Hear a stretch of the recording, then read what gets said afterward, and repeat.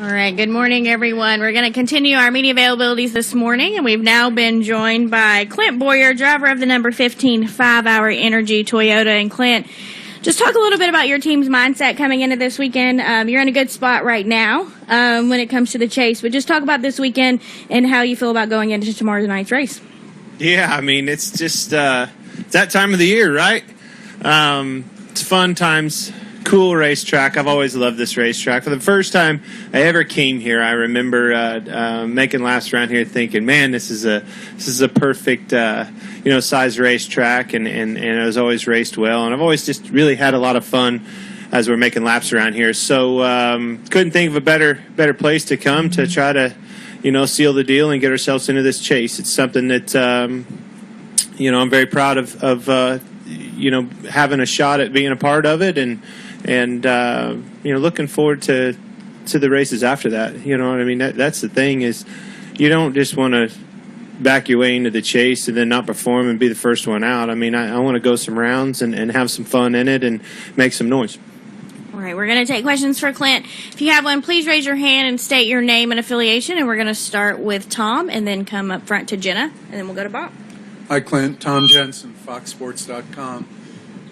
There hasn't been a winner of this race who's outside the chase right now since Casey Kane in 2005.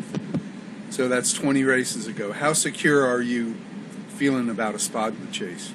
I mean, to be dead honest with you, when I got up this morning, I double-checked myself and where we were on the points, just so I educated myself before we came. And really, I didn't even look at that. I mean, just the racer in you naturally looked at how close the guy was in front of you. He's only 10 points ahead of me, and it's one of my best racetracks. And honestly, that was the first thought in my mind when I looked at those points, is saw where Menard was and thought that was doable. So it's kind of weird. I don't like. Nobody ever likes looking over their shoulder and worry about what's behind them. You want to worry about what's ahead, and for me in this weekend, it's a obtainable task to beat him out of that. All right, we're going to go to Jenna. Jenna Fryer, AP. So, do you like your chances at Bristol? You talked about the goals for you and the team, that you guys wanted to go out strong. Are you guys still in that spot? Are you feeling good about where you guys are? Yeah, I mean, if you look at our last month and a half, it's been really solid. Last week, we definitely stubbed our toe. I mean, it was a missed. We struck out. We sucked all weekend. I told him on the way home, I said, "Boy, we got our asses kicked right there," and we did, from the time we unloaded to the time we put it back in the box. But the good news is, we only go to that track once. It's pretty unique from everywhere that we're going to. It was a low downforce deal. It really doesn't hold any kind of weight as it pertains to this year and moving forward. So, it's kind of easy to put that one behind you and worry about that another day, because the group that I'm with, the organization I'm with, the people that are working on these cars, that'll never be in existence again. So the good news is we've been solid in this package, and we've been solid at this racetrack. I'm looking forward to Chicago, to getting there. We're going to test Kansas next week, and that'll prepare us for what I consider a very similar racetrack in Chicago. So that's it's very. Everybody wants to talk about the task at hand, but that's just the way our world works. You're already all week long. We're thinking about Chicago and thinking about Kansas and what we have to do to prepare ourselves, for that chase, because we were worried about Richmond, weeks ago. You know what I mean? So, I think through that, the thing I like the most about everything that I see is that preparation, that dedication is there with our team, and just as easily couldn't be. So it's a great deal of pride with the group that I'm with, and their focus and attention to detail going into this. All right, we're going to go to Bob. Bob Proctor, CSPN. I have a couple of questions. First, how much progress have you made toward where you're going to race in 2016, and when do you think you'll know? Yeah, I think we've first of all, it's very humbling, the phone calls. As soon as the news comes out that that you're not going to have a future at your present employment, I mean, obviously you're nervous and you're worried about what that means for yourself, for your people, with everything. So, it's humbling the people that have reached out and been interested in me. But truth be told, man, look what we're in the middle of. I mean, timing is good that it's ahead, and not at the end of the year you're finding this out. But nonetheless, it's pretty crunching times right here. And it's like I told him, I was like, I don't want to use the word back burner, but let's just take a time out right here for a couple of weeks, take care of business, and that's kind of what we did this week. I stayed at the farm. Laura went to New York City with her girlfriends for a couple of days, and me and little man chilled out. I used a little help. My grandma showed up quite a bit. I ain't gonna lie to you. She made sure I was under control. Then she'd go.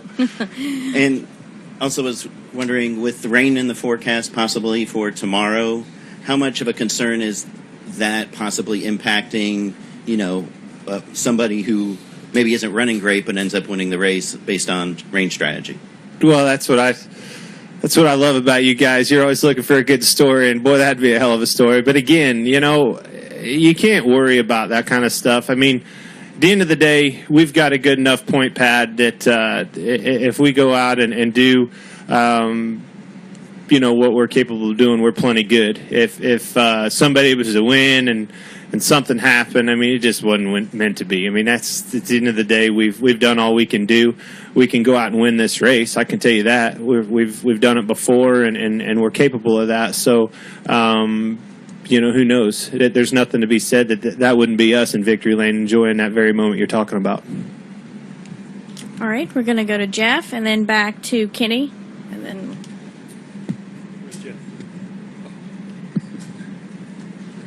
Jeff Gluck from USA Today. It seemed like a month and a half ago, you were in the same position, and everybody's like, well, surely there's going to be a new winner in that time, so the line will probably drop down. Here you are going to the last race. You're still there. Are you at all surprised that there hasn't been that many different winners and you've been able to hang on to this points position like this? I'm not really surprised in the new winners, because the sport just seems like, if you really look at things, you're racing. When I look at organizations and I look at the cars that are running good, the cars that are struggling, it doesn't matter what program you're on and what side of that. It seems like they're racing each other. Each organization, it's like their equipment, their sims, everything that they produce is kind of orchestrated throughout their organization. It seems like some points in the race, a caution will come out and you're looking, and here's all the, here's the Gibbs bunch, here's the Hendrick bunch, here's the Stewart Haas bunch, here's a Roush bunch. It seems like that's the way that we've kind of migrated towards with everything that's going on, as close as a competition is, and I think it comes down to all that engineering, the simulation, and all that stuff. It really tightens things up to that nature. So I'm not really surprised there hasn't been a new winner as far as that goes. But I am surprised through all of this. The last month and a half, I mean, we've stubbed our toe big time at Michigan. And if you take that out, I mean, we were running in the top 5 there. If we'd have had that top 5, we'd have been locked in already. So the only thing that I'm really happy of and didn't catch me off guard because I knew the potential was there, but just a great deal of pride with all the things that have been going on is we marched back into the chase. I'm telling you, 2 months ago, I didn't see this even being a shot, and they really dug deep and worked hard. We switched crew chiefs, switched some key components of the organization around, and boom, it took off, and we marched our way into the chase. Talk. All right, we're gonna go Kenny, Dustin, Woody Kane, Holly, and then we'll end with Tom. Go ahead. Kenny Bruce, NASCAR.com. Clint, if you had to guess, how many more scenarios will we see before you announce what you're going to do in 16? Because it seems like every week there's a couple of new ones. 27. 27? Yes. Okay. Thank you. Now, 27 different scenarios and not one less. You won't be happy if it's any fewer. No. Hell, you've read my career. Why do it the easy way? If you talked about Darlington and how that was different because of the downforce package and a unique track and all that, and you guys went down there and stunk it up. What do you see? We didn't actually. We didn't stink the show up. We stunk. Yeah, you stunk. Okay. what do you see that makes you confident that's not going to happen somewhere else? That package is not going to happen again this year, and I think it's as simple as that. You know, and if you look at that package, it's kind of interesting. You know, I left there and I was driving home and just thinking about the weekend and everything that I saw and everything. You look at that downforce, the low downforce package, and it kind of changed the ingredients obviously a little bit, and the downforce packages and the packages that these teams run, and different organizations and different manufacturers seem to be better on it than others, and it all comes down to aero. I mean, anytime you hear us complaining about grip, you're in trouble, because 9 times out of 10 that's not a spring change or a shock change. That's an aero balance, and it's not going to be fixed at the racetrack. So that being said, whether it's underbody, side force, down force, whatever that they've got going on for them, when I saw that weekend in the low down force, it seemed like the Fords ran better than they've been running all season long. Same as Kentucky. The Toyotas definitely stepped up. Gibbs more than us, but nonetheless the Toyota stepped up, and I think probably if it hurt anybody the most, it probably hurt the Chevrolets. So that's just my take of the loaded downforce package. That's a good thing, though. I mean, you know what I mean? You want to shake things up, and you hope to, and I think it did a little bit. All right, Dustin, go ahead. Dustin Long, NBC Sports. I have 2 questions. One is, I know you talk about putting your plans for next season on the back burner for this week. I didn't say back burner. Okay. Just put it on hold.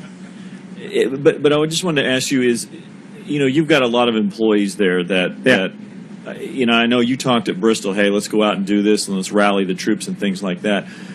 But it's just human nature as you get closer to an end point that they've also got to be focused, and they don't have as many people looking out like you do that kind of help you through that so you can channel that off. How do you keep a group like that together? How do you keep this going to where you make the chase that you can be a championship contender with all, as 200 plus people are trying to find jobs? Well, I think to your point, I mean, to be honest with you, that was my idea. I felt like we owed it to them, just like I said in Bristol, to tell them at the earliest possible situation came up that we came to an agreement there, so they could go out and work on their future and know what that future held, and that they didn't have one at MWR. So, I mean, everybody thinks differently, but for me, I felt like that's how you could get the most out of your people throughout the years. The racer in you is. That's what I love about this sport. The competitive racing nature of it just prevails. Obviously, people have families to provide for and a future to worry about, but they're doing so. I can tell you, I know for a fact, as soon as they get off work, before work, during work, text message, whatever, they're working on their futures, and that's exactly what I intended them and hope that they would do. All the while, still digging as hard as they can and getting our cars where they need to be to compete for a championship. This has maybe been a tame regular season per se, in terms of maybe driver conflict, at least in terms of at least being public. Let's put it that way. Maybe there's more going on in the motorhome lot. We beat the hell out of each other in the motorhome lot. You guys just can't see it. Right about it. What? No, really. How does it? You didn't hear? That's how Denny really hurt his knee. You didn't know that?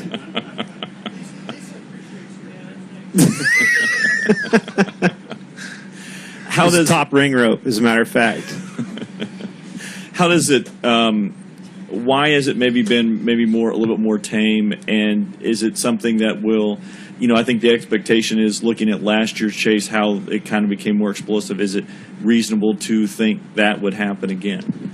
Well, again, it kind of just goes back to what I was talking about with the organizations when I left Darlington. Even it's you're racing. It seems like you're racing your engineering performance. Seems like you're racing your teammates a lot, and you're obviously not going to have a skirmish or a on-track battle with one of your teammates. And that being said, everybody's on different agendas. You know, I think this weekend could be the first step in some wild activity on the racetrack, and it'll only progress from there. The pressure cooker definitely, heats up just like they intended it to do in this chase, and that's when you guys started getting blisters on your fingers or writing stories. I think that's going to be the case again. It seems like there's no time, there's no period of the chase that it's a comfortable moment where you can ride a little bit. It's always crunch time, and you got to go. All right, we're going to go to Woody, and then our last question is at Tom. Go ahead, Woody. Woody K with MRN. And Clint, are you guys going to do the Kansas test next week? Or, yeah. Are you expecting to try the different packages there for 16, and what would you like to see going forward, rules-wise?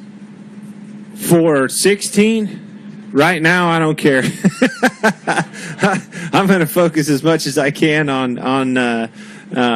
this year and get the benefit out of that. I mean, I'm not even going to be sitting in the same race car, next year. So I'm a firm believer in a low downforce package. I think it makes that seat a lot more useful, and a lot more important.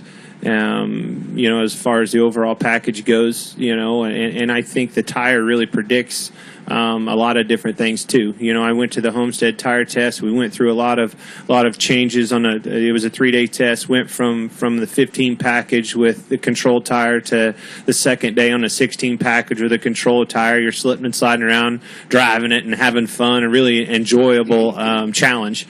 And then they flip and put those Indy tires on that we ran last weekend, and it wasn't. It was kind of right back to what felt like what we had this year, really tight and wouldn't roll the center very good, and it had pretty good comfortable grip. So that just tells you with the same package they can tune a lot of things and move the needle with something as simple as a tire. So it still goes down to making sure that we have the right combination to put on a good program for their fans. All right, we'll take our final question from Tom. Hey, Clint. Tom Jensen, FoxSports.com again. I see you. If the chase field stays the way it is, we're going to have 2 first-time drivers in the chase and 6 first-time crew chiefs. How much of an advantage are the guys who have experience going to have, and how tough is it doing this the first time? It all comes back to things have changed a lot in this sport. I really do think that. Obviously, like I said, the pressure, everybody knows that pressure cooker is wide open as soon as that chase starts, and it forces your hand to make a mistake with a certain decision or something like that. But at the end of the day, it comes down to the organization you're with, the crew chief, the engineers, your package. If you've got a good package starting this year out and you've been solid week in and week out, you're gonna have a better percent chances than the guy that isn't. Doesn't matter if it's your first time in it or your 27th time in it. It really just doesn't matter. It's comes down to having a good program underneath of you and making the right decisions just like you did all year long, and don't change a thing. All right, Clint, we thank you for your time, and we wish you the best of luck this weekend.